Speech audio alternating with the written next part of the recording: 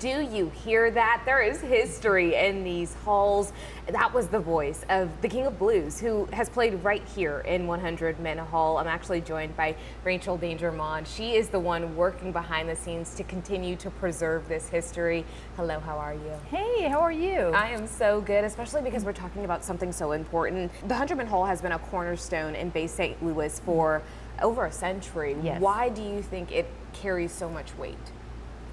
Well, it carries so much weight because it tells a story.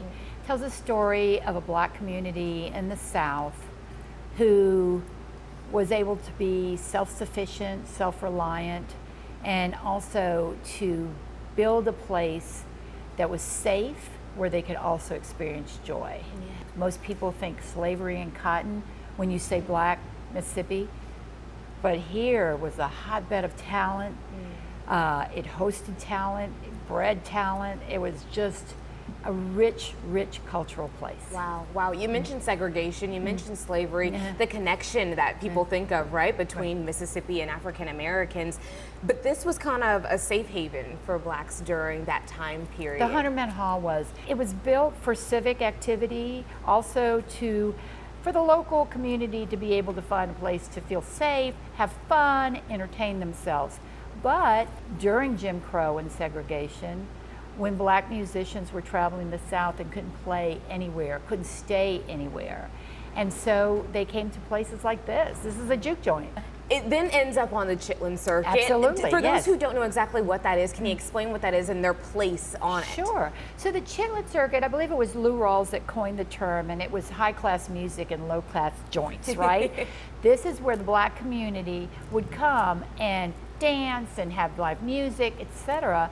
And they come to a place like this, they get fed, they get to perform, people get to hear them, everybody gets to enjoy themselves, and then they move on. So we just had all of this musical talent. I mean, literally an influx. Absolutely, You're just getting yes. it from every Yes. which way. Okay, Yes. you have to drop some names for me. Who Absolutely. has been in this building? Okay, so let me just say, when I first moved here, I was at the grocery store, and this man who was putting the cans up on the shelf says to me, "You're the woman bought that hall." When I was a little boy, I snuck in behind my brother's knees, and I saw Sam Cooke playing there.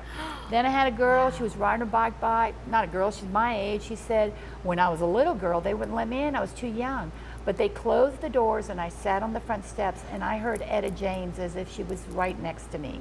So we had Etta James, Ray Charles, you have B.B. King. Oh Yes, my yes. goodness. Okay, really, I feel like special that I even get to be in this space. So these stories started pouring out, like, you know, the music that was here, the way the community formed and rallied around this, the fact that this was right here, right?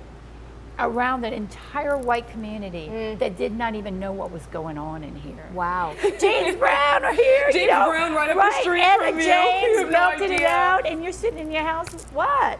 So it's an incredible place, and just I decided that more important than what I was doing was to start working in a different way.